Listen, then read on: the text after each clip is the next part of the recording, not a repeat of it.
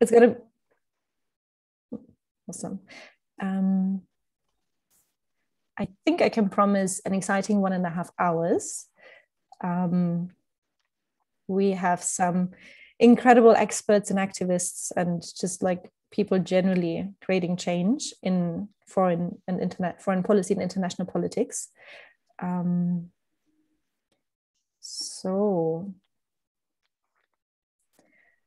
Okay.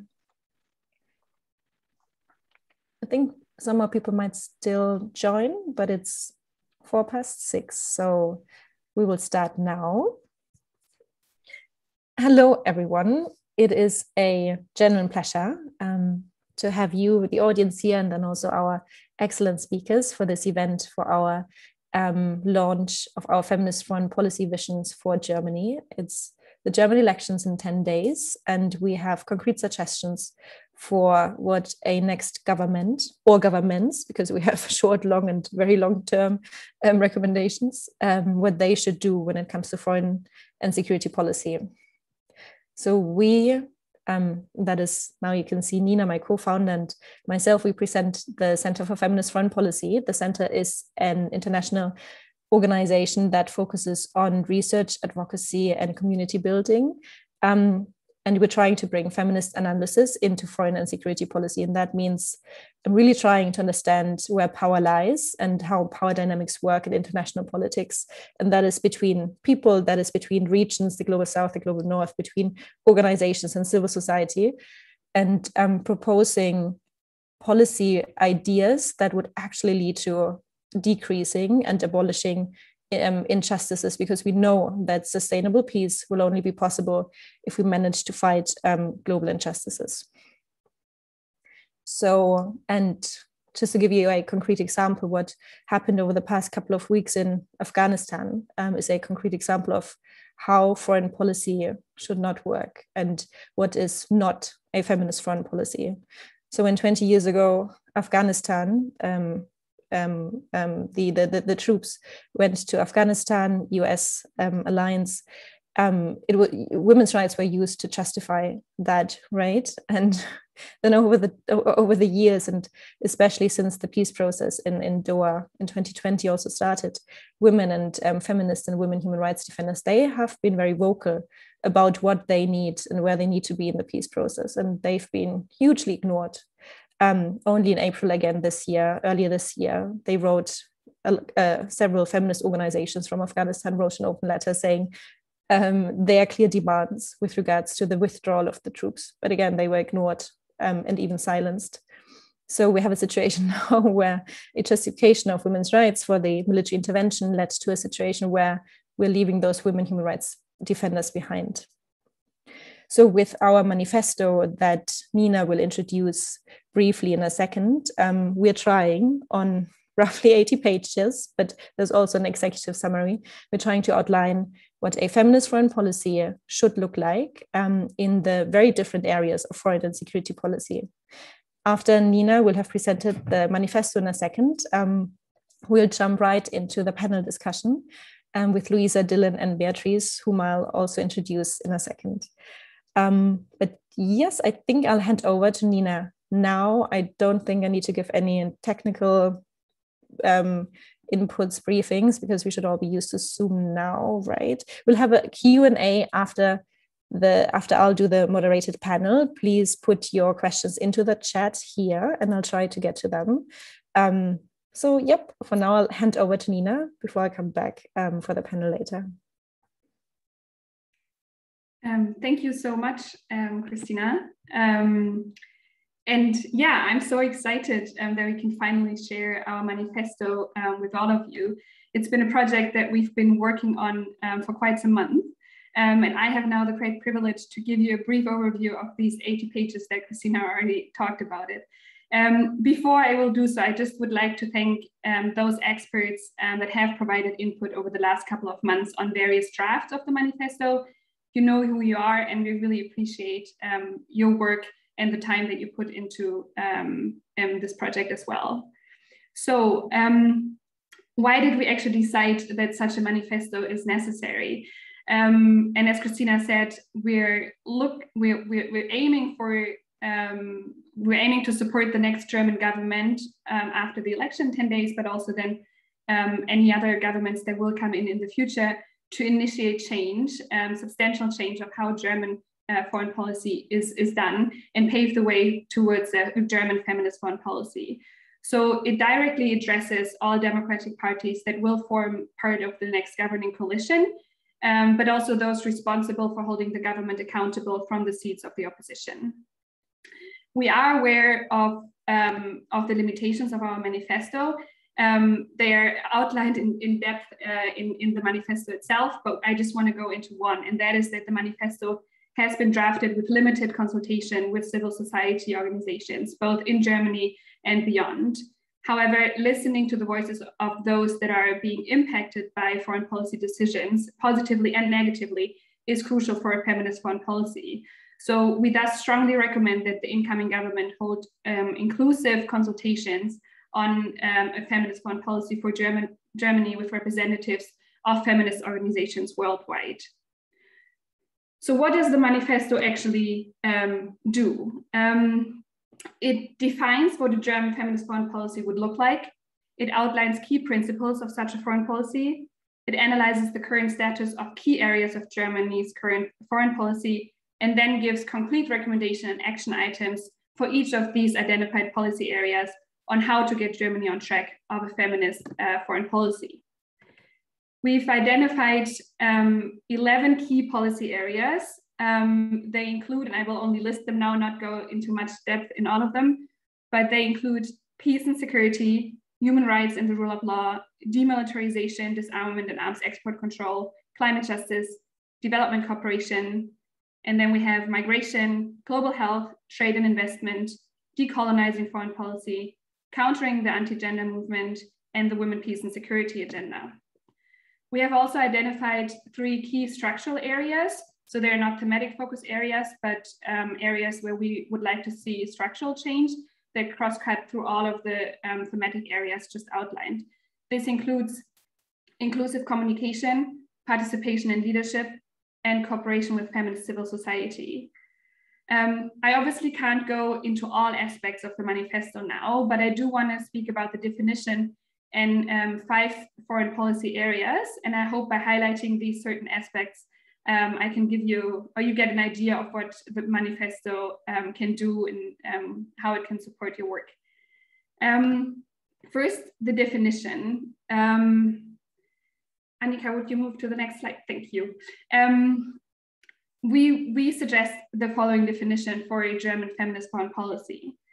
A German feminist foreign policy would define its interactions with other states, supranational organizations, multilateral forums, civil society, and social movements in a manner that prioritizes across all foreign policy areas, feminist peace, gender equality, climate justice, and the eradication of inequalities, because it acknowledges that inequalities are at the core of violent conflict across the world.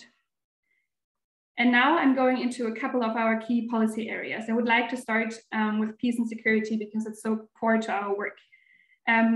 A feminist foreign policy prioritizes feminist understandings of security over militarized conceptions of state security. It is concerned with investing in peace, for example, by supporting international disarmament efforts, and it commits considerable resources to overcome structural inequalities. A feminist foreign policy on peace and security further insists on inclusivity and transparency in decision-making. The German government, unfortunately, continues to define security in almost exclusively nationalistic and militarized terms. In other words, Germany anchors its foreign policy priorities and decision-making in a central concern for territorial integrity and sovereignty of the state, which need to be defended by military power. In 2020, for example, the German Ministry of Defense had the 3rd largest budget of all federal ministries. The same year, Germany spent more than 7 billion on military procurement, but only 40 million on disarmament and arms export control. Furthermore, Germany has been criticized for lacking transparency and inclusivity on who actually influences peace and security decisions.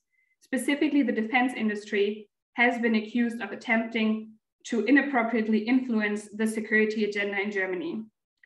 In their 2020 report, the NGO Transparency International, for example, notes that the defense industry, through money, ideas, and humans, influences the defense and security policy, despite the constitution demanding strong parliamentary and governmental control over policy and procurement.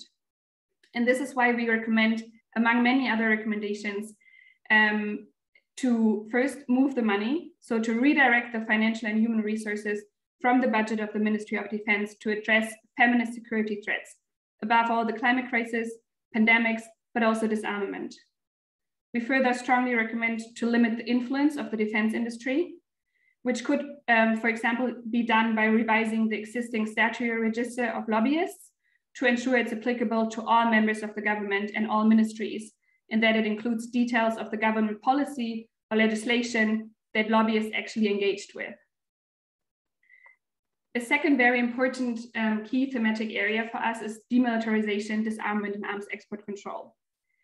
So feminist foreign policy rejects the notion that peace and security can be achieved through subordination, violence, and war.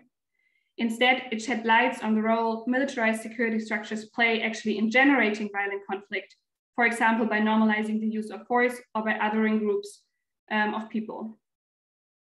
Interestingly, Germany continues to enjoy a reputation of military restraint and continues to be considered a civilian power. However, this reputation is increasingly detached from the reality of the situation on the ground. Germany continues to be the fourth largest exporter of arms and has over the last decades repeatedly authorized exports that violate international law. In addition, Germany has actively resisted international disarmament efforts, refusing to sign or ratify, for example, the Treaty on the Prohibition of Nuclear Weapons, and has yet to support a legally binding ban on fully autonomous weapons. And this is why we recommend, among others, to end the export of small arms and light weapons, and to ensure that a comprehensive human rights assessment is being done for all arms exports of Germany, because currently, in the majority of cases, human rights assessments are only done for exports to so-called third states, so to countries that do not count as EU, NATO, or NATO equivalent countries. And this example, as Kristina said in the beginning, we have short-term and long-term recommendations. And this is a really good example of very short-term recommendations, because obviously as a feminist organization, we would call for a complete stop of all exports of arms. But we also recognize that this won't happen tomorrow. But because of the interlinkages between small arms and light weapon and gender-based violence, for example, we think this is something you need to do today and not tomorrow. A medium-term recommendation would be to sign and ratify the Treaty on the Prohibition of Nuclear Weapons. And I mean, we have our expert here, Beatrice, and she will talk about this a bit later, but I do want to draw your attention to another publication that we are launching today, and that is the policy brief on how the German government can support the treaty on the prohibition of nuclear weapons.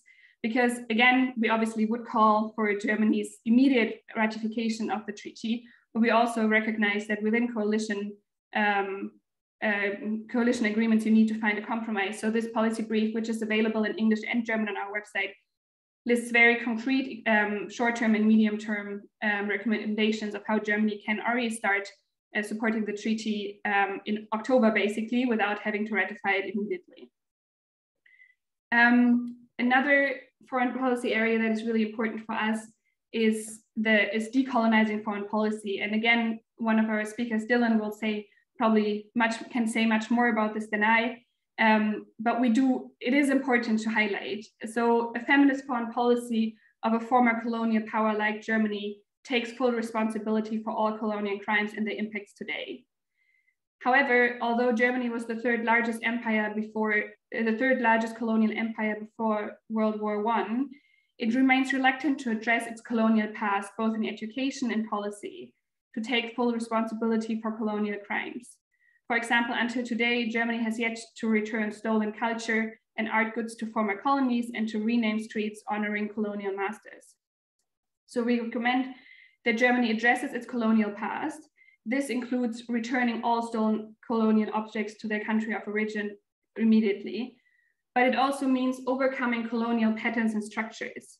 for which we, for example, recommend to set up an advisory committee of policymakers, diaspora representatives, and post-colonial scholars to advise the government on actually how to decolonize its foreign policy in general.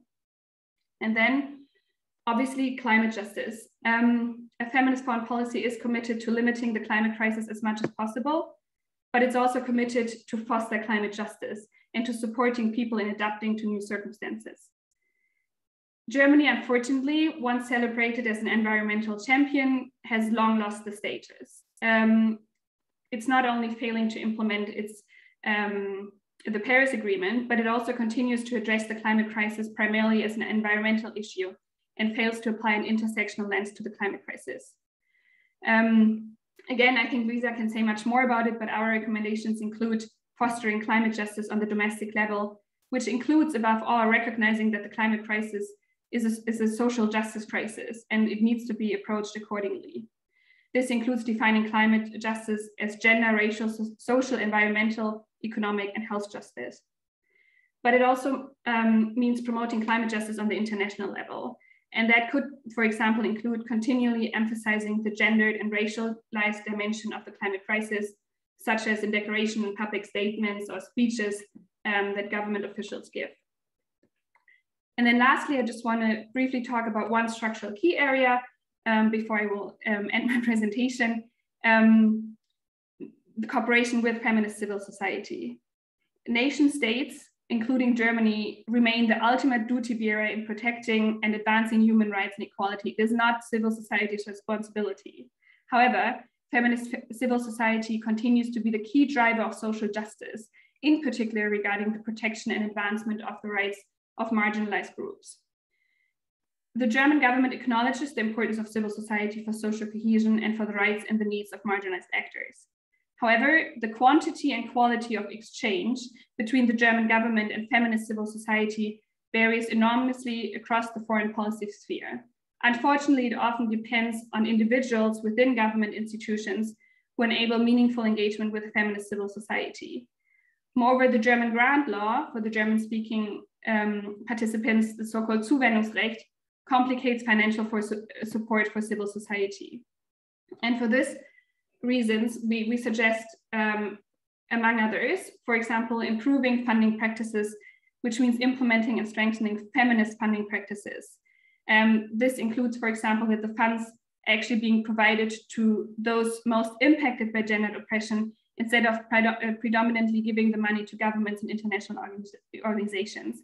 But it also includes core funding, that it is long-term funding, and that it's easy to administer, and that it's not only been given for activities that address the symptoms of a broken system, for example, by providing healthcare for women who want to have abortions, for example, but for activities that actually drive social and political change. It also means strengthening accountability towards civil society. And one idea of ours is that the German government should proactively provide updates on the progress of implementing a feminist foreign policy to feminist civil society. So as you could see from this brief run through, our manifesto provides both long-term and short-term recommendations and suggests both policy and structural and discursive changes. It is intended to be support for those who want to get on the process of adapting a feminist foreign policy for Germany. And as Kristina has said, the manifesto was drafted against the backdrop of devastating flooding across Germany in July 2021, the earthquake in Haiti, the ongoing pandemic, the situation in Afghanistan, the worsening climate emergency, and so much more. And this is why we believe the time for German feminist foreign policy is now. And now I'm handing back to Kristina. Hell yeah, the time most definitely is now. So I am so excited. Thank you, Nina, for the quick run through. And I'm so excited to actually talk to the real experts here. So we're just trying at the Center for Feminist Foreign Policy to bring it all together, but like you are the top experts in your various fields on demilitarization and peace building and climate justice. So we'll have about like 50 minutes now to talk about these topics in depth. I have prepared like 2 rough questions for each of you, which gives us the time to focus on these different areas for a bit before we'll try to have more of a like cross conversation. And I'll start with Beatrice.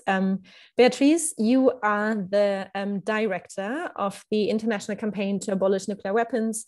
And because of your organization's work in the wider movement, nuclear weapons are illegal now. As of April this year, the Treaty on the Prohibition of Nuclear Weapons has been in place. It has been international law. And it's just incredible work you've been doing. You've been awarded the Nobel Peace Prize in 2017 for precisely that work. And before we'll dive into this a bit more, let me please read a short, tiny paragraph of what we wrote in the manifesto before I'd like you to comment on especially 2 things. So in the manifesto, we are writing that, Nina mentioned it briefly before, that internationally Germany enjoys a reputation of military restraint and continues to be considered a civilian instead of military power. However, this reputation is increasingly detached from the reality of the situation on the ground. Since 2015, the German government has steadily increased its military expenditure, spending nearly 45 billion euros on defense in 2020. This is the highest amount since 1993, and spending has continued even during the ongoing pandemic that is draining crucial resources and overburdening public health systems. With an increase of 5.2%, Germany's military spending saw the largest increase out of the top 10 countries with the highest military expenditure in 2020. So, Beatrice, what do weapons and militarization actually have to do with feminist foreign policy?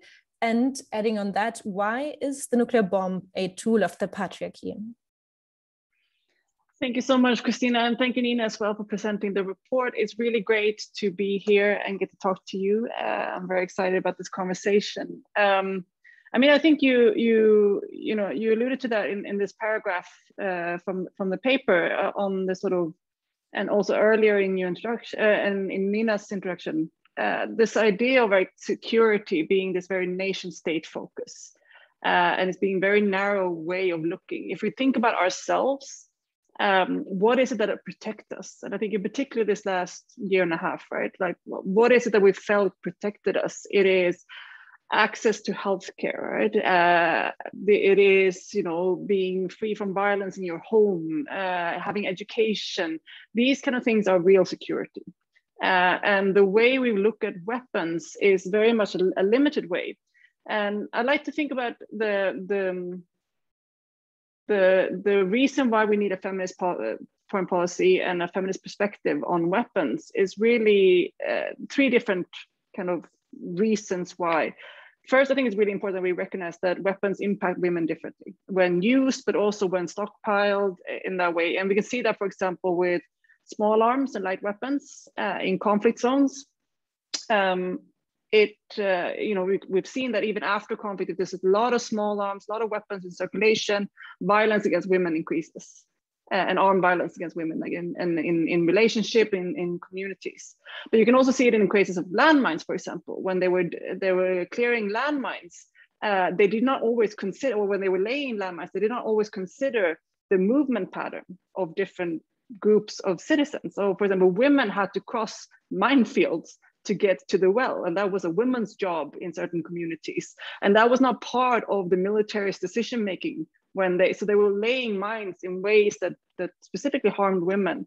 And when it comes to nuclear weapons, for example, women are much more prone, due to our more soft tissue, much more prone to take up the radiation, and in particular our reproductive system, meaning that we've seen from, for example, nuclear test site on indigenous land, on former colonies, where women, for example, have miscarriages, give birth to stillborn children, all of these kind of different specific impact. We have lots of stories from, for example, Japan, where women were not able to marry afterwards if they were from Hiroshima or Nagasaki, because they were seen as dirty, right? They were impacted by radiation and they had to hide that with a lot of social stigma and shame. So we see across all the different weapon systems that women are impacted by these weapons, both in conflict and after conflict in very different ways. And that is usually not part of the decision-making and not even considered as a factor when the military decides which weapon to have. The second thing that I think is really important is that women traditionally has been very excluded from all decision-making around defense, foreign policy, weapons, the military, for example. And can you just see that from the sort of chain of command in different ways of, who is head of state? It's very often a man. Who is the Minister of Defense? Who's the Minister of Foreign Affairs? Very often a man. Parliamentarians, very often men. The kind of military that are the people who take decisions around the weapon, very often very male dominated. So there's also like just a factor of being excluded from the decision making regarding these weapons. I think that's also extremely important to address. And the third thing that I think is really interesting to unpack more, and that's why I think feminist foreign policy is so relevant, is the way we value sort of the masculine values in a way, that we see threats and weapons and coercion, sort of dominance as realist approaches, as strong. And we see things like collaboration, compromise, the kind of give and take situation, how to solve conflict as weak. And that's how you kind of describe things. And I think that the way you can see this tension between military action and diplomacy, for example, is an example of how you see how one thing is valued much higher. It's tougher, cooler, stronger to be, to use violence and war. And it's seen as ineffective and weak to work on diplomacy. Like that's a worse solution.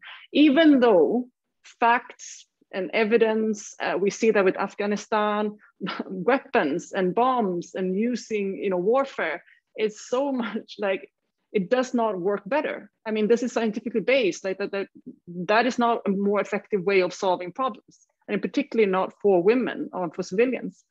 Yet we have that, like that's the strong realist, really good option, whereas the other ones is weak. So I think it's like the way we see the world is very shaped by gender. And I think that absolutely applies to weapons as well.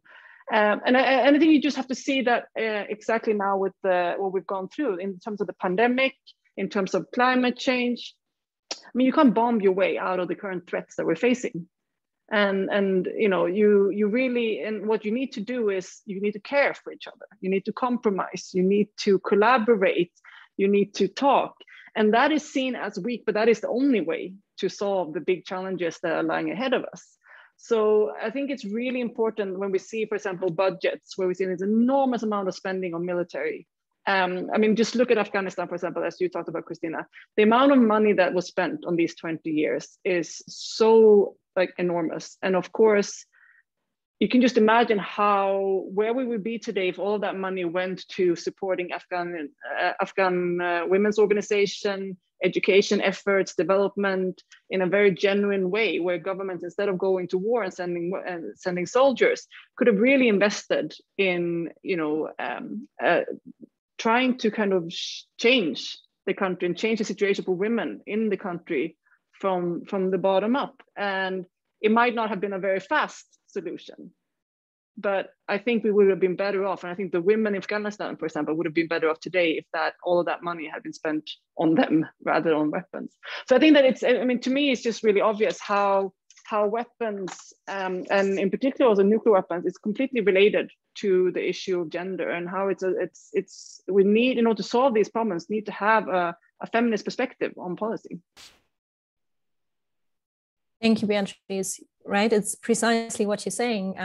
So we've been living in patriarchy around the world for the past 6,000 years. And what patriarchy is, it really is the hierarchization of society.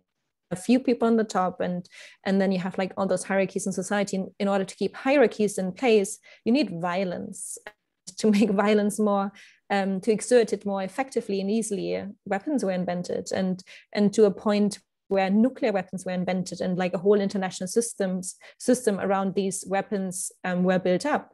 And part of that system that has internalized the idea of dominance and militarization is, for example, the NATO, right? And with your the treaty on the prohibition of nuclear weapons, you've seen quite some resistance from NATO. Germany is a NATO country, but the NATO heavily relies on the idea of nuclear deterrence.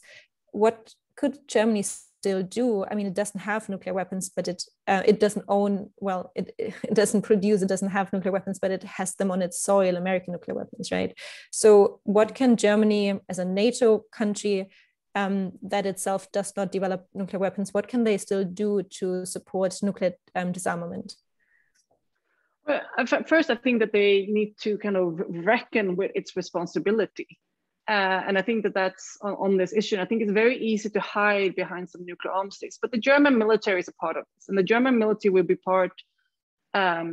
is a part of threatening to use weapons of mass destruction, wipe out huge civilian populations, carry out war crimes, pretty much. That is, the German military is ready to do that, German soldiers. And it's not something that we're, very often talk about and think about. And we kind of try to push it away, that it's just a theoretical issue.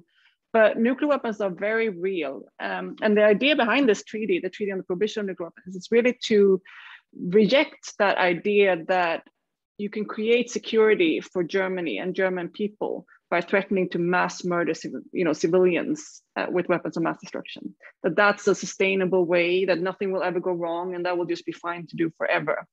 And the amount of sort of money that's being poured into that, and the kind of risk that comes with having these weapons on your territory, for example. So to me, it's really, in order to prevent that kind of catastrophe from happening, I think that if you think about kind of existential threats, we have climate change, we have massive pandemics, we have nuclear weapons. And nuclear weapons are actually a very limited problem. It's actually something that could be fixed so that we can focus on these other enormous threats that are facing us. It's only 9 countries that have them. There are countries like Germany is complicit and facilitate these nuclear weapon states having them and continuing to have them by supporting it. And I think that that's really where Germany needs to really make a change, right? To stop defending weapons of mass destruction, stop saying that Germany needs to threaten to mass murder civilians by having these as a security policy. And really, for me, the Treaty on the Prohibition of Nuclear Weapons is a way to do that. I mean, it's an international law. It's very much modeled after the bans on chemical weapons, biological weapons, landmines, cluster munitions, treaties that Germany have signed. Germany doesn't want to use landmines because of its indiscriminate impact on civilians, yet somehow nuclear weapons is totally fine. I mean, there's a complete inconsistency and hypocrisy there. So to me, really, that's one of the steps that Germany really needs to take now. And of course, as a NATO state, Germany would have a huge amount of influence. And there's so many other kind of big movements today.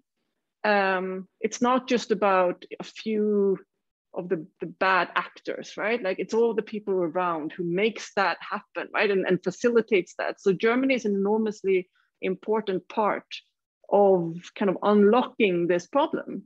If Germany, which is really also the center between Russia and the United States in this question, and would be, if those two countries with the biggest nuclear arsenals went to war against each other, I mean, Germany would be, barely there anymore afterwards, right? Like, it's in the middle of this kind of battlefield scenarios.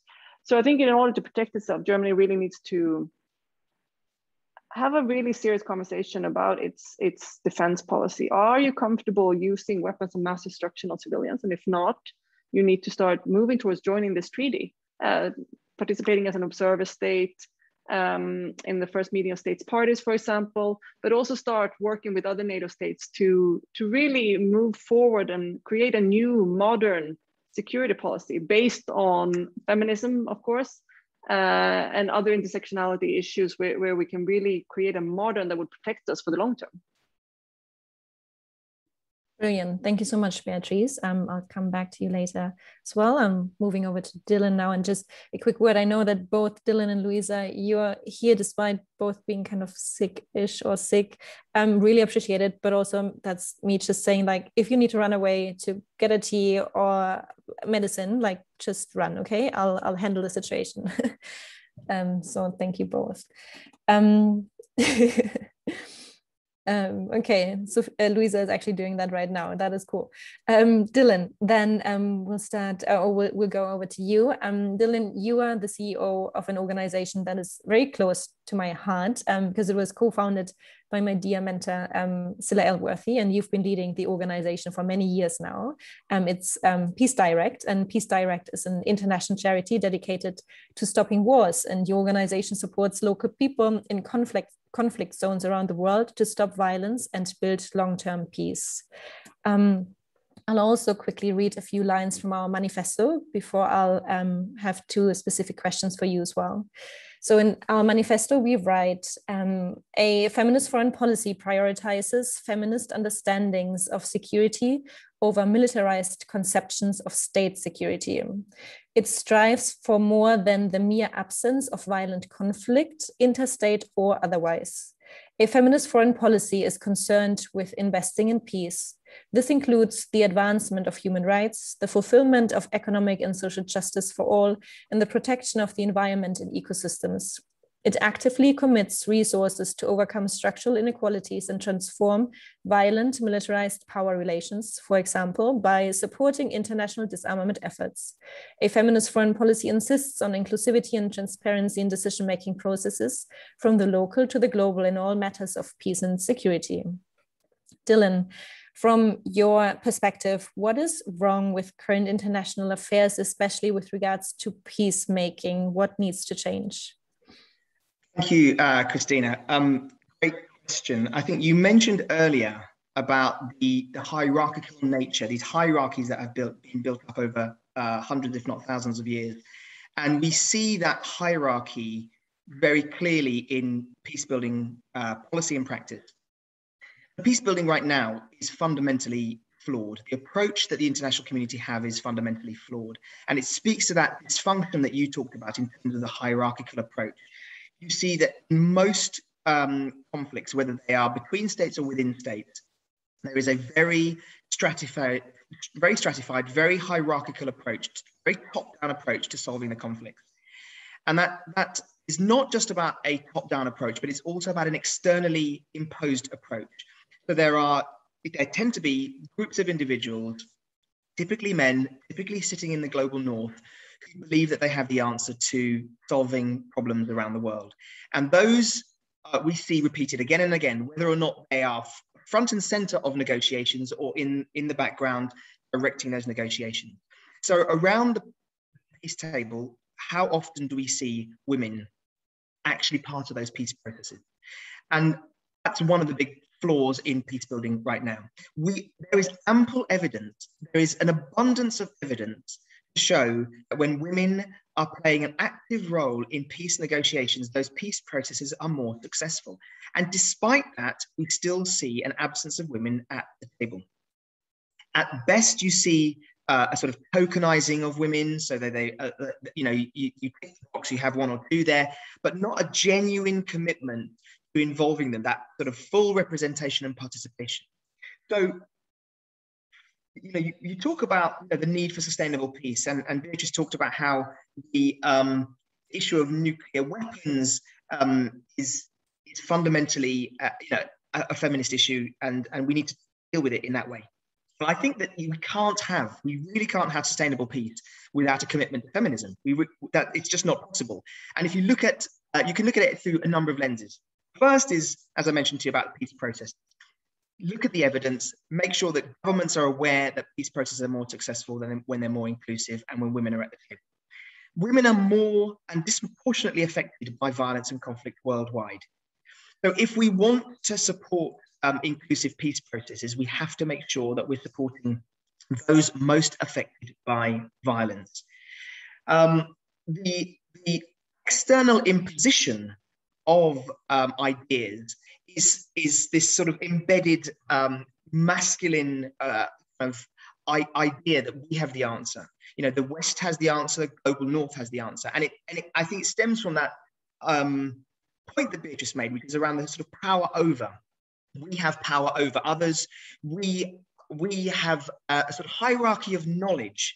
Our knowledge is better than others. Our knowledge is more important than others, and therefore we have the solution. This, in essence, that's what we saw in Afghanistan. We have the solutions. We're going to do state building. We're going to do it our way. And actually, that power over needs to be replaced by sort of power with.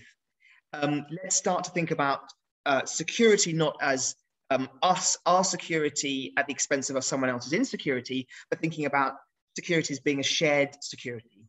And so there's a lot of movement around reframing security as a sort of shared security concept. And that really speaks to, I think, the points in your, your vision for a feminist foreign policy. So my own organization, Peace Direct, we've been spending the last 20 years really supporting local efforts to build sustainable peace. And what we have seen time and time again is that when you give women opportunity and the resources and the freedom, they can build sustainable peace in their communities remarkably effectively.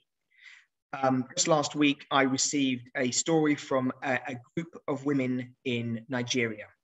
We had supported them with a $900 grant. We're talking about relatively small amounts of money, and they were going to reintegrate children and young people who'd been abducted by armed groups in the area. The armed forces can't do it. There weren't any other groups to do it. A group of mothers came together and actually decided to do it. And they reintegrated in the first phase, but for just $900, they reintegrated 45 children and young people who've been brutalized by the conflict, brutalized by armed groups. This is one of hundreds of stories that we have of the remarkable work that women do when they're given the opportunity. Now that's at a community level. But what we've seen is that you give women the opportunity to feel at the provincial level and at the national level. You see those same results play out time and time again.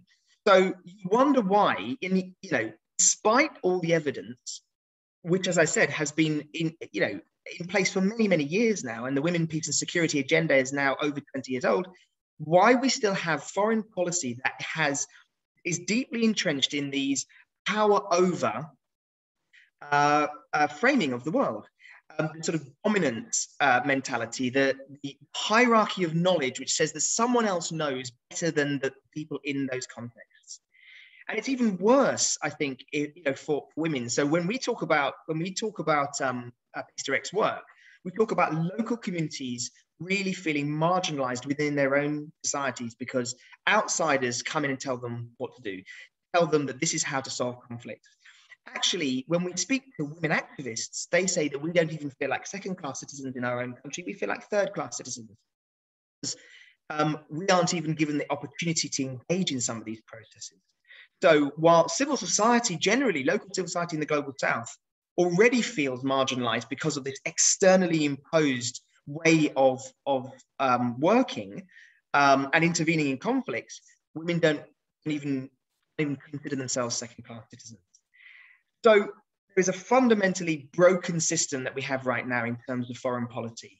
And the way in which we can deal with that is listening to those who are most affected by conflict, removing some of our own racist views about how certain communities function and who can lead those communities. Being humble, listen to those in those communities. And I think so much of what you describe in your foreign policy document rings true for all of the work that Peace Direct has done over the last 20 years. I want to say it again, I don't think it's possible to achieve sustainable peace without that commitment to feminism. And yet, I still see huge resistance within the system. It shows how deeply entrenched we are in our ways of working and our attitudes and our practices. And it's part of Peace Direct's mission to try and change that. And I'm delighted that this report has come out because I think that if Germany was to adopt feminist foreign policy, that would make significant contributions to, furthering sustainable peace around the world. And let's not dress this up. I mean, there are other governments who have already done this. This isn't a radically new proposition. This is something that has been done, trialed, and is successful. And Sweden being obviously the pathfinder here, other governments have also followed suit. So, what's to stop the German government from doing this? Where are the barriers to a real radical reframing of what peace and security and foreign policy are? Thank you, Dylan, and thank you for mentioning that. That is so important. I forgot it before, that we actually have 7 countries at this point globally that officially have adopted a feminist foreign policy. So yeah, it is not a new idea. It was new and radical more than 100 years ago, when in 1915 in The Hague, more than 1,000 feminists came together to protest the First World War and write down 20 resolutions for an end to the First World War, and also to prevent any other further war. So back then it was radical, but it's not radical anymore. So there's really nothing to stop governments like Germany to adopt it. Dylan, with all the incredible work your organization has been doing, you recently, or a couple of months ago, also published a report that got a lot of attention internationally. You did it in collaboration with a couple of other organizations. You published a report on decolonizing aid. Decolonizing foreign policy is also part of our document. You have a huge, beautiful report only on decolonizing aid. Why is that important? We all, I think, watched with horror the murder of George Floyd in the US, and we saw how the Black Lives Matter movement became a global movement. And for that sparked, I think, some extremely important and long overdue conversations within the peace and security sector, the international humanitarian sector, the development sector, about structural racism. What's tragic that this conversation should have happened decades ago.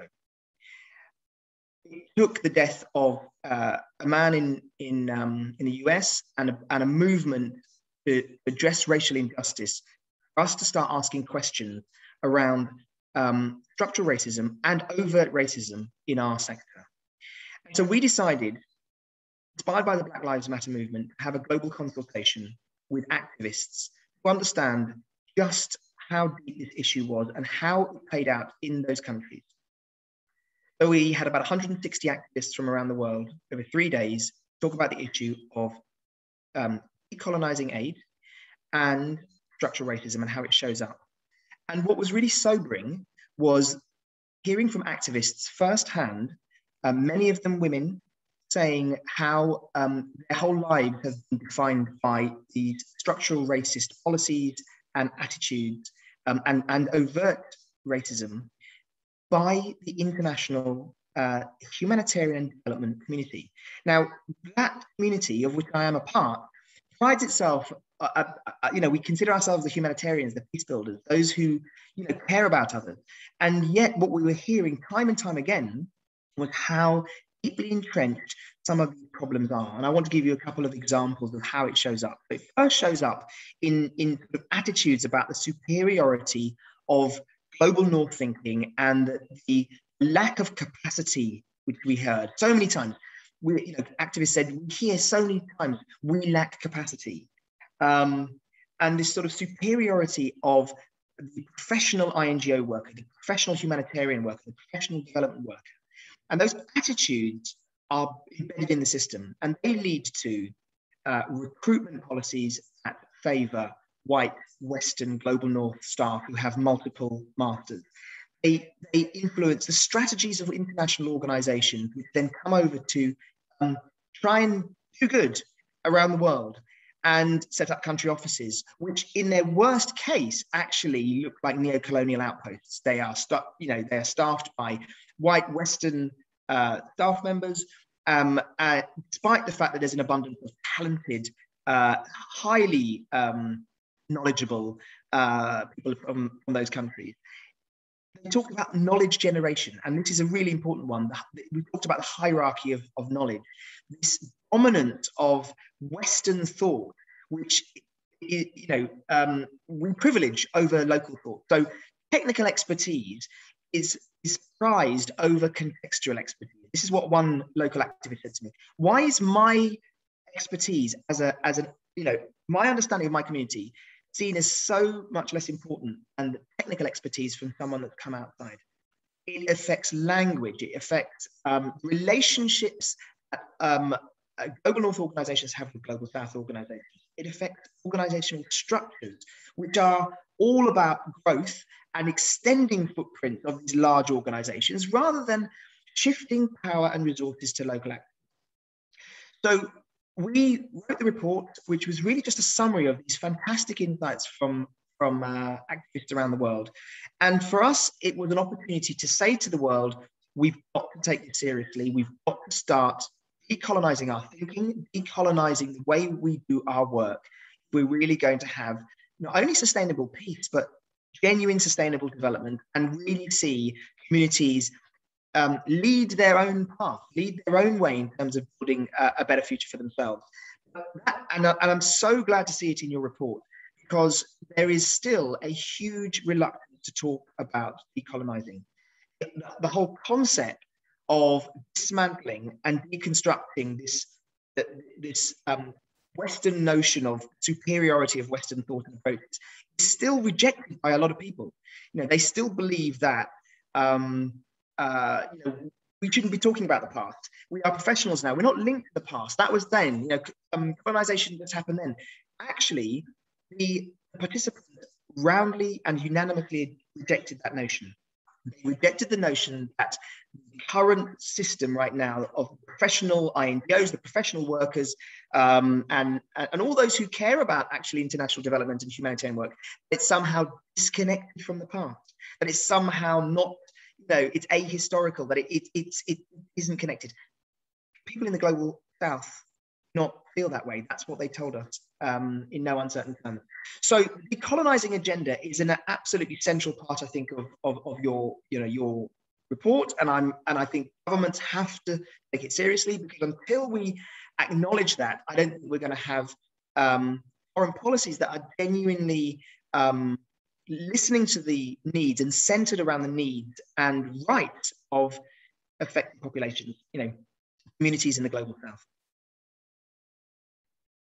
Thank you, Dylan, for those explanations and kind of an overview of the work that you've been doing on decolonizing aid. Really appreciate it. I'll come back to you in a second again as well. And now going over to Luisa. Luisa, thank you so much for being here, especially despite the cold. And really appreciate it. Luisa, you're one of the most vocal and visible voices of the fight for climate justice. And before I have two concrete questions for you as well, I'll read a short part of our report now too. So in our chapter on climate justice, we write, once celebrated as an environmental champion, Germany has long lost this status. Germany only reached its climate goals in 2020 due to the COVID-19 pandemic, with greenhouse gas emissions rising again in the first quarter of 2021. In April 2021, the Federal Constitutional Court declared the 2019 German climate legislation partly unconstitutional because it violates fundamental freedoms, especially of younger people, by failing to provide details about how to cut emissions after the current target date of 2030. Even more recent climate legislation shows significant deficits, missing concrete plans to achieve a coal phase out, generally moving too slowly. Emission after 2030 remains vague, greenhouse gas emissions linger on a high level, and some areas were not touched enough at all. In short, it is still not enough. Luisa, can you please shortly tell us why the climate crisis is a feminist and intersectional issues, and then after, please, your concrete demands for the next German government? Yes, of course, I'm happy to, and thank you for having me. I'm a bit sick, So I've never appreciated digital panels more than today, as I can sit here with my tea. I've learned so much in the past hour, so I'm very glad to have had the opportunity to listen to your very insightful thoughts on peace and security. I would like to kind of, answer your question by picking on what we've just learned and heard, and what was being outlined about the past centuries and how humans, aka white men, have approached big problems and challenges. And that was usually, by conflict, by violence, and by, when nothing works out, inventing big new machines to, solve things, while actually causing more violence, more problems, and, more costs. And that is a tendency that we see in various sectors, and that you've just brilliantly outlined how this kind of goes along colonialists' ways of exploring, aka robbing from the world, but also from how to maintain the patriarchy. And so taking that as a as a first thought, how would people, aka mostly structurally white men in powerful position from the West, approach a climate crisis? And again, we're seeing the tendency that it is, the climate crisis is approached, if it is approached, as a crisis that will be solved by white men inventing big machines to sort out things. And it's interesting. So we see, it's a very Bill Gates move. We have, those in power, the most privileged people from usually Western country, usually older men in powerful position, applying their thoughts and ideas and solutions, so-called solutions, to a crisis for which even school children today understand won't be solved the same ways it was created. So how to break free from that? And I think that's how we understand that the climate crisis is a feminist issue and the way it's being done. And it's, the way it's being brought to a place where we are now. And of course, the answer to that won't be the same one.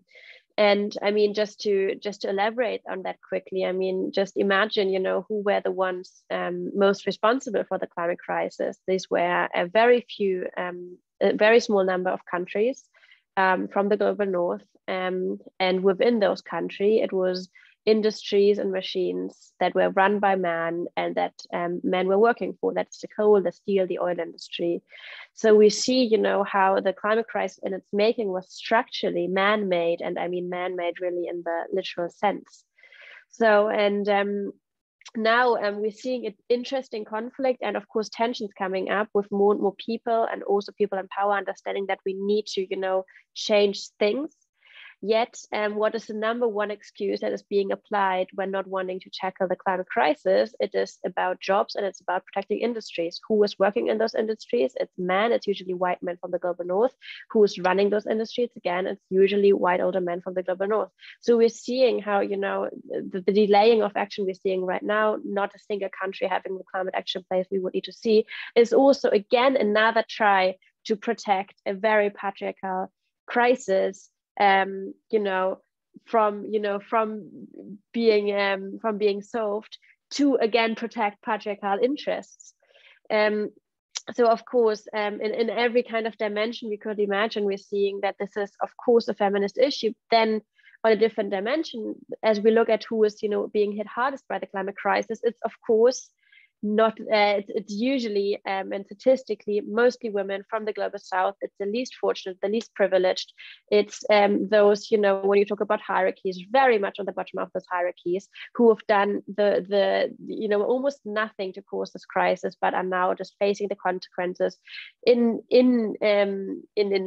disasters and catastrophes, but also in the way that of course the land is being robbed, their resources are being taken to fuel this whole machinery to maintain the fossil and patriarchal status quo. So I think we're seeing how the crisis is being made, how it's being approached, and who it hits. It's very much interlinked to a feminist question. And of course, speaking of intersectionality, we see that the different inequalities are again overlapping here. So it's not just the inequality between global north and global south, or the least affected and the most affected parts and people of the world, but it's also a question of color, it's a question of racism, it's a question of gender.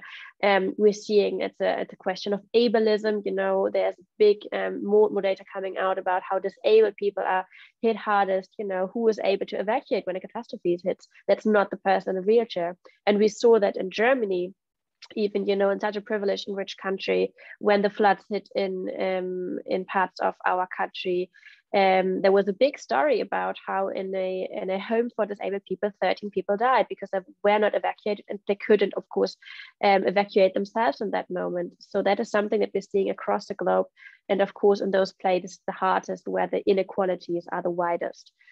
So, and then, I mean, we need to look at solutions. So what would be a feminist and intersectional solution to this? And this is, of course, first of all, breaking free from the dynamics that have brought us into this mess. It's a dynamic of closed rooms, of hierarchies, and of patriarchal interests, protecting patriarchal interests. So, of course, we need to look at every representation. And there's great data about right now climate conferences not being not being representative at all. We are seeing that in the boardrooms where the decisions are being made, in the governments, in the parliaments, and so on. We know about the inequalities happening there. So we need to look at who is making decision and who's able to intervene in those decisions being made, who's able to provide viewpoints and positions and insights, and as you mentioned earlier, expert knowledge. And of course, we need to acknowledge that the knowledge about the solution to the climate crisis will not come from those who have caused this crisis in the first place. It is just off the table. And I mean, some of the most inspiring and I mean the most incredible examples we're seeing in many places in the world happening, where, you know, indigenous knowledge and feminist knowledge, farmers' knowledge, you know, comes together to protect livelihoods. We know that indigenous peoples, who just make up 5% of the world population, are protecting 80% of the species, because that's where the knowledge is. And that's the same with farming, which is often, being convened by women, for instance, sub-Saharan African countries. We need a kind of farming revolution that this will only, this will only be possible if, of course, women are, brought closer to powerful position, if power structures are being broken down, if knowledge is not just shared, but acknowledged in the first place and valued. So I think these are just, a small number of dimensions we are seeing, but just when we look at how was the climate crisis created, what is the public discourse on it right now, who is speaking right now, and who is not heard enough, I think we're seeing that this is, very much overlapping here. And just one final thought on the aspect of climate and peace. I mean, by the end of the day, there is often talks about the emissions caused by militaries and military interventions alone. But let us just quickly, look at what is happening once the climate crisis escalates. What is happening in those places where the climate crisis hits. It's taking away people's resources. And what happens in regions where resources aren't sufficient anymore, that's where conflict breaks out. That's the places in the world where people turn against each other, where we see the rise of extremists, of militant groups.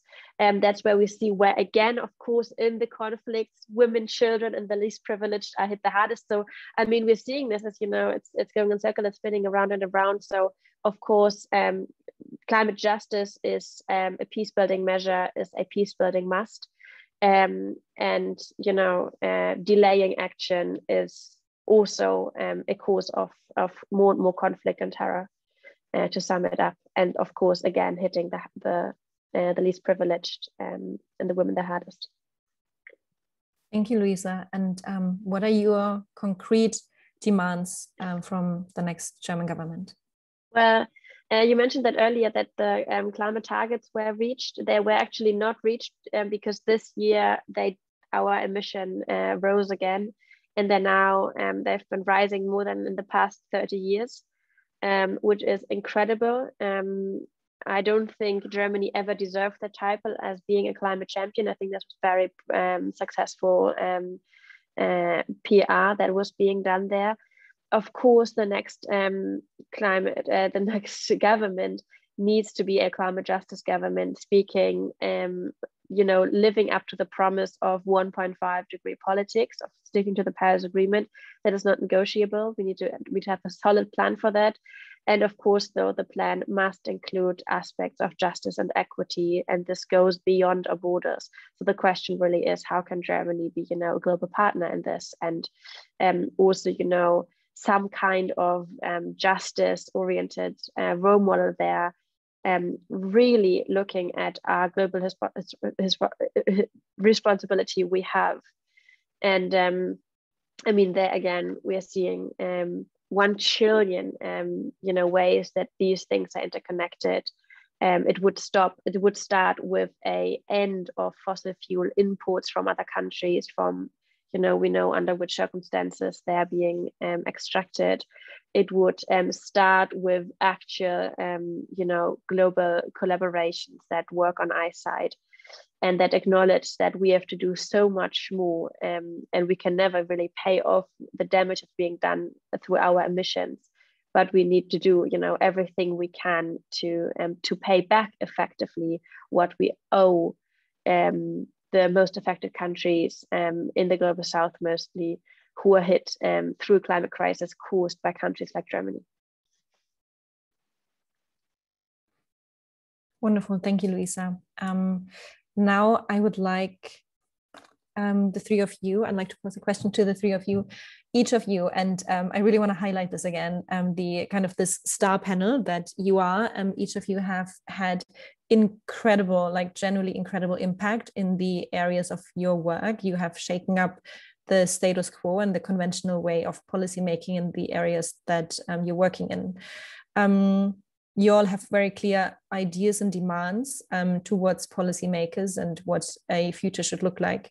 And I would like to know from each of you why you have chosen the path that you have chosen. Why did you not become politicians, right? And like Luisa organizing those like huge global strikes, or Beatrice, like the way of this alternative way of making international law by organizing society to bring in a law from the outside, which is really remarkable, right? Because international law is actually the area of states making laws for states, but you're like, no, it's civil society doing it now. And Dylan, like completely shaking the peace building community with the decolonizing work, and even before lots, you were one of the first organizations on focusing on local peace building. So why have you chosen the pushing from the outside instead of being politicians, maybe? Open, like whoever wants to.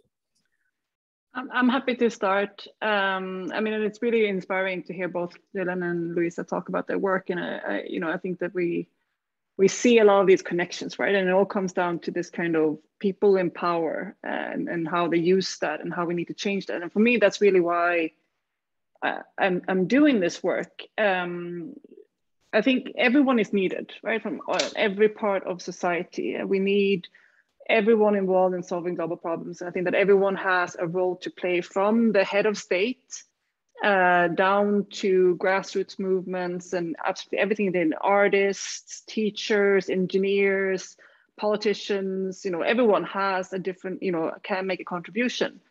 But one of the things that I'm really fascinated about is how we try to bring it together, and how we can kind of, coordinate all of this. Because one of my biggest frustration as a person, right, as an individual, is that there are so many things that are wrong in the world, and I feel so hopeless sometimes that I don't know where to start. And I think that we need organizations and activist movements to help people like put their effort into one direction, right? I think the people in power can stay in power because there's too many different asks, there's too many different like things. And I think that, of course, the diversity is really important, but sometimes they are very good at, when it comes to the climate issue, for example, they will talk about, oh, look how we changed our straws to paper. That's really amazing. And then they, commission new oil fields and coal mines, for example, on the other side. And they're very good at distracting people with small things. So I think that being part of a movement that is working to have a very specific policy demand, for me, is extremely empowering, because I can see like we really mobilized and got so many governments, over 120 governments, to support this treaty in the United Nations and adopt this treaty. And that was against the massive opposition, and still enormous opposition, from the most powerful countries in the world, with the biggest military, with the biggest amount of money. They hate this treaty, and they're trying to stop it still in many different ways. And the fact that civil society and governments, I mean, it's still, treaties have to be signed and ratified by governments in the end of the day. But the fact that regular people with very little funding manage to kind of get governments to move forward on this is really inspirational. And it's really a part of why I'm doing this. And I think it's also how we're going to solve these other issues, and how we're going to solve and take the next step. It's really by people kind of pushing for specific policy, change. And the policy change can't be too incremental, like changing to paper straws or something. It has to, like, banning fossil fuel, right? Banning nuclear weapons, and doing these kind of big chunks of legislation, international law, policy changes that would really make a difference. And I just want to pitch a little bit here that we actually, for the treaty on the prohibition of nuclear weapons, with this German election, right, there's a massive opportunity here to have a German government that's not going to be flawless. It's not going to be, and it's not for granted, right? But we can, in an election campaign, ask politicians for more, because that's when they are asking us to vote for them, right? So this is a unique opportunity to put some demands onto parliamentarians and people that are running for parliament right now.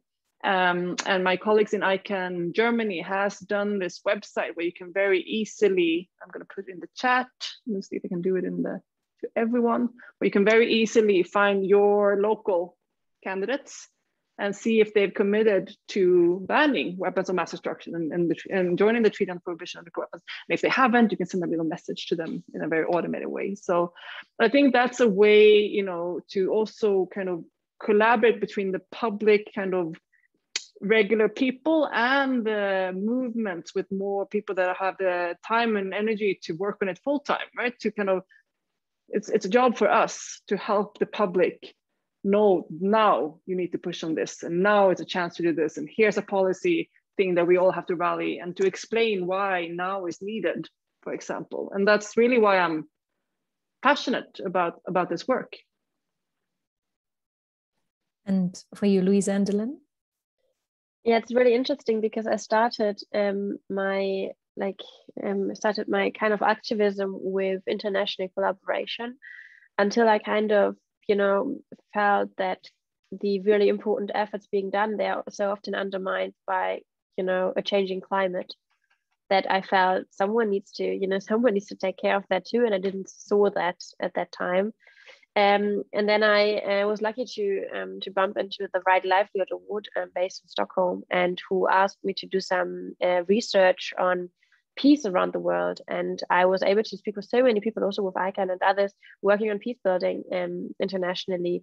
And I was so amazed, and I was kind of wondering, like, about all this different peace building efforts. Why isn't there, also this kind of peace building being done with nature and earth? Because effectively we are at war with the only planet we can currently, live on safely. And that's quite a sad news. And it is that I kind of, looked around and thought, okay, we need to do something differently, addressing that, and build peace through climate justice, and, build global justice for climate justice, and all those things. And I think it's been, it's been really inspiring for me to see, especially, like, for instance, with a treaty like that. And I think that really inspired that treaty to ban new fossil fuel projects, which is widely being discussed right now. It's been really inspiring to see what big jumps you can take. And I once heard that, imagine, like, if all kind of campaigns you are working on, if campaign is a really ambitious campaign is as exhausting as a less ambitious campaign. So why not go for the policy change you actually want to see in the world, and not for some compromise in the ground that just seems easier? You have to do the work anyhow. And so that really led me into thinking, okay, imagine what we could do, and how, you know, how many big steps we could actually take when we stop compromising at points where there shouldn't be a compromise. There shouldn't be a compromise about human rights. There shouldn't be a compromise about 1.5 degree. There shouldn't be a compromise on nuclear weapons and so on. So, you know, let's stop faking compromises where there shouldn't be any. And I think that's what we can do as civil society, especially when we get together across those issues, and, you know, really turn individual voices into collective power. And Dylan, what has it been like for you? Why have you chosen the path you're on? First, I want to say how inspiring it is to hear from Beatrice and Luisa about the incredible work that they do with their colleagues. So at Peace Direct, we believe that civil society organisations represent the largest untapped source of peace-building potential globally. That's our working hypothesis. Our working hypothesis is that there's this gigantic untapped source of peace-building potential. And a lot of those are women who don't have the opportunity to play an active role in peace building. Civil society, wherever we have been, wherever there is war and violence, there are people building peace. And I'm constantly amazed, and I've been connected to Peace Direct for 20 years, I'm constantly amazed and humbled at the resilience and the remarkable inspirational work that these organizations do. For me, I believe that civil society is not just the biggest untapped source of peace building potential, it's actually the engine of change in many societies. You know, most politicians have the attention span of goldfish, right? They barely remember what happened 2 weeks ago. It's civil society that needs to make sure that things are on the agenda. Organizations like the Center for Feminist Foreign Policy, you know, organizations that are campaigning on climate change or to end the use of nuclear weapons. Civil society is so maligned in so many countries, and yet it is an engine, a spectacular engine of transformation and growth. And for the 111 participants, I imagine many of those listening today are working for organizations, civil society organizations, whether they're groups or NGOs or faith groups or trade unions.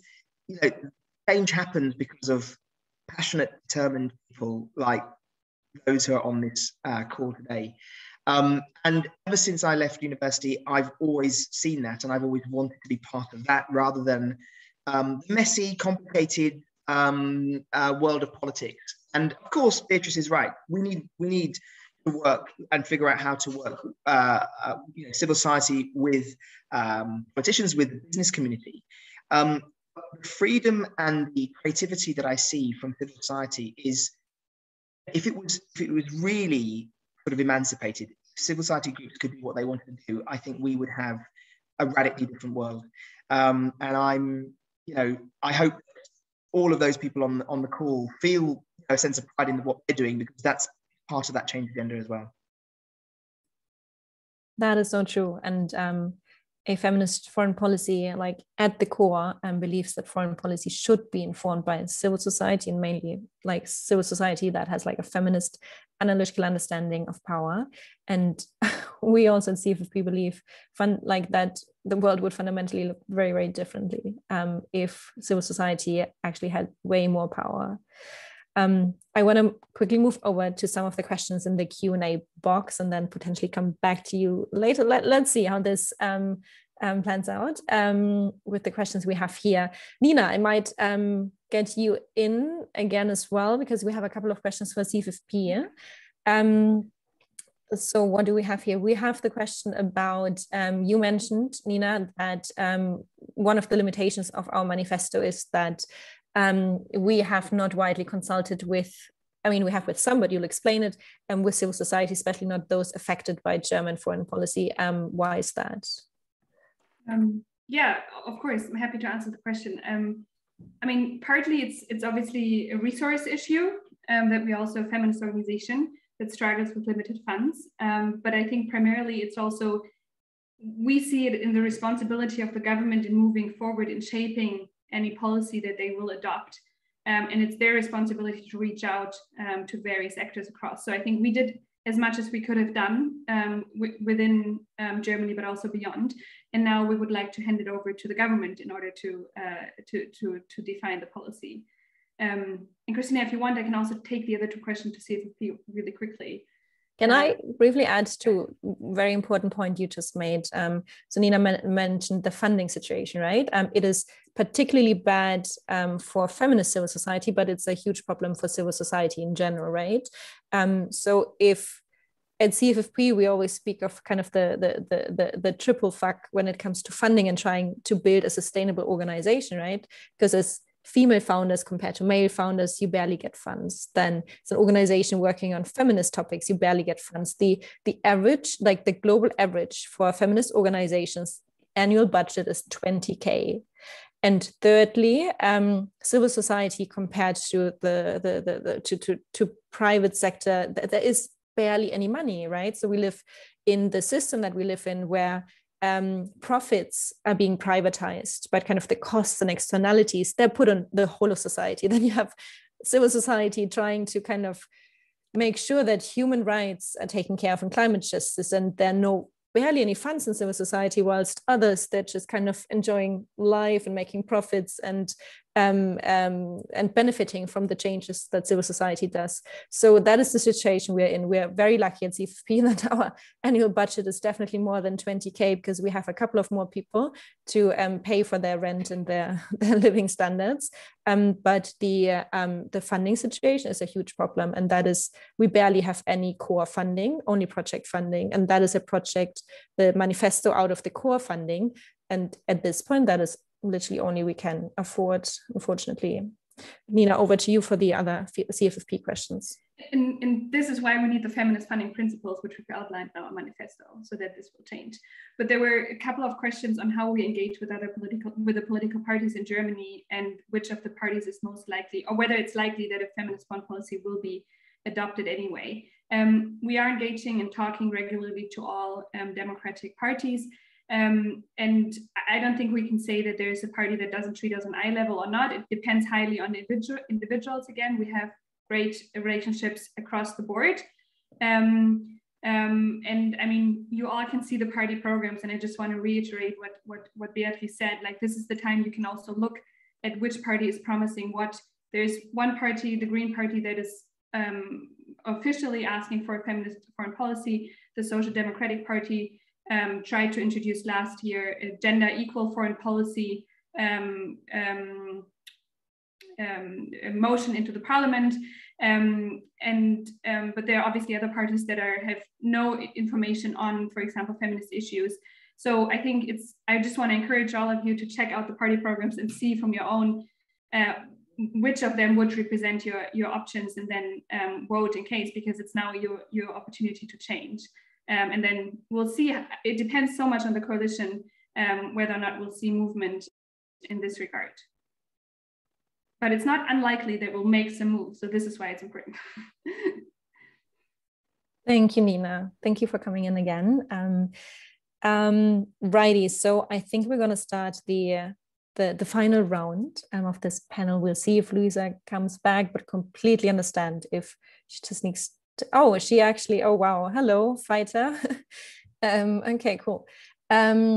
I would, as a final question, I'd like to ask each of you what actually, I mean, we heard so much of what is going wrong, right? And it is so important to analyze the problem so that we can find solutions. But there must be things that give you hope, right? Because hope for an activist or an expert that is working on social change, hope is the main fuel and the main engine, right? So what gives you hope doing what you're doing?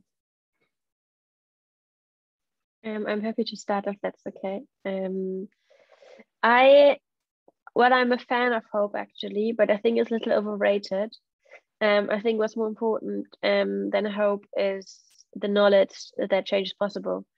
And I think in terms of social change, we can learn so much from history, and we can take so much knowledge from, very unlikely changes that happened in the past, and learn from those who've prepared every fight we're fighting today, going, down back along history.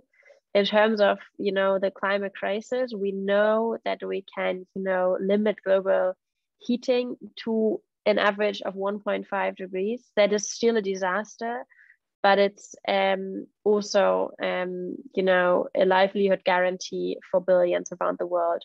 And that knowledge that drives me, knowing that this is technically possible and physically possible, and that, humanity has, and humans and societies have, achieved so many unlikely changes, and many of the stories of those unlikely changes we don't even know yet, because history is also racist. I think that is really one thing that is keeping me going. And then the other, I think, is in terms of hope. I think, acknowledging that hope, like power, isn't something that just exists.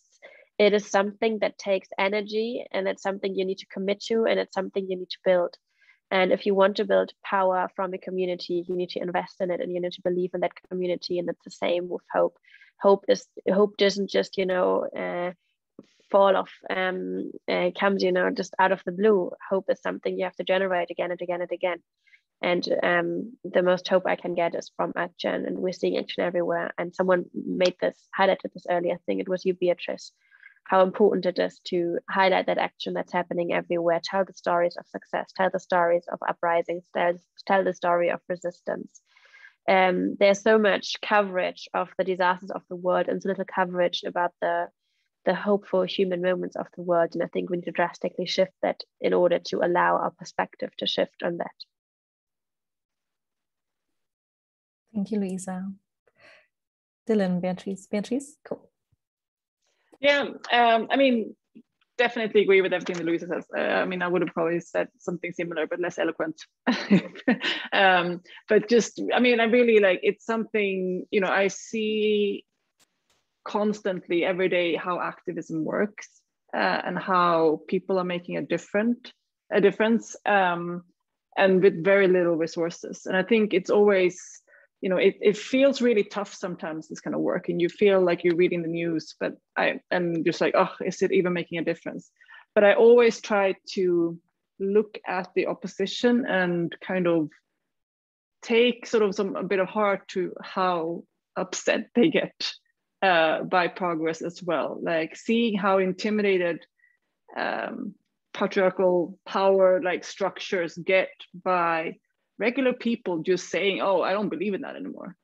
And how that kind of shakes the foundation of power. And just like Luisa said, hope and power, it's just it's like these kind of floating concepts, right? Like does it exist even? Or is it something? It's just a feeling. And it's something that can be fleeting, but that also means that we can challenge it. Power only exists for these structures, right? If we let it. So we have the power to also remove that power from them. And I think that there is so much amazing activism and organizing going on. We need to amplify and tell those stories over and over again, celebrate the wins. This is my big thing that I always say, celebrate the wins, throw a party, get together with your friends. But just because it is momentum building, and it inspires people, and it gives us kind of a sense that this is the right way to go. Activism shouldn't be just about hopelessness and how awful things are. It should be getting together with your friends and doing something that's good for the world, and trying to make a difference. And also see the small pieces as part of breaking down the big one. It's very easy to look at, in our field, for example, very easy to look at the United States president or the Russian president or any of these nuclear armed states. I have no power to change their minds, but I can change my local politician, I can change my city, I can change this thing, I can change that thing, and to focus and stay, not get too distracted by the bigger things, and focus on chipping away at the legitimacy of those kind of patriarchal power structures. And I see that happening all the time. And I see people doing amazing things with what Kristina, you said, very little resources. And to think that these kind of organizations with very small resources, no big sort of power structures behind us, are able to kind of give the oil companies, the weapons companies, the patriarchy, a fight is pretty amazing. It is, huh? Dylan, what about you? I agree with a lot of what's just been said by Luisa and Beatrice. I think for me, I think one area where I may respectfully disagree with Luisa is around whether hope is overrated or not. I think hope is such a powerful antidote to the kind of helplessness and cynicism that we can get sucked into. I think it's so easy when you look on the TV or on the internet to feel like nothing is possible, what can be done. And we really believe in the power of humans, individuals, to do amazing things. And that hope sustains us, but I also see every day in the work that I do. I see people who their communities have been completely devastated by conflict, and yet they stay. And they stay in places where I don't think I am brave enough to do that. But they have hope, and they believe in a future for their community, and they stay. They risk their lives every day. And there's something around the sort of hope that they see for their children and for their community. So I really do have an enormous amount of kind of hope in my team, in my organization, and I hope you feel it around there, because as Beatrice said, you don't have to start with the big issues. Start from where you are, educate yourself, and learn about how you can change your own practice and the way you see the world, and you can build from there. And you know, I'm always inspired by Maya Angelou's quote about activism being her rent for living on the planet. You know, I really do believe that we all should be activists in our own way, in our own communities, doing things that matter to us to make the world a little bit better. Even if you have a job in business or in whatever it might be, try to do a little bit of your activism whenever you can to make those changes. And just as the last story I'd say is 2 days ago, I had a virtual meeting with Afghan women activists in Afghanistan who weren't able to flee, who are seeing their country collapse around them. And yet they were hopeful and they were pragmatic, and they said, we are going to stay and we're going to continue the work that we do because this is our country. And I was completely overwhelmed by their bravery and their resilience, and those people are everywhere. And so, you know, that reminds me, if they can do it, if they are brave enough to do that, at least what we can do is remain hopeful, because they haven't lost hope. Well, Beatrice, Dylan, and Luisa, that's been a huge pleasure. Thank you so much for taking the time to be here with us. Please, everyone, check out the work of the International Campaign to Abolish Nuclear Weapons and Peace Direct and Fridays for Future, and all they've been doing and continue to do to make, like, generally this world a genuine better place and more just for each of us. And if you then still have another minute, then have a look at our manifesto. Antonia, my colleague, has shared it in the chat here, and she has also shared the link to our membership program. Consider becoming a member at CFFP. That way you could support the work that we're doing. Everyone, thank you for your time, your work, and your kindness, and see you hopefully very soon again at some other event, hopefully in person, and have a lovely evening, and please feel better soon. Bye-bye, everyone. Thank you. Thank you.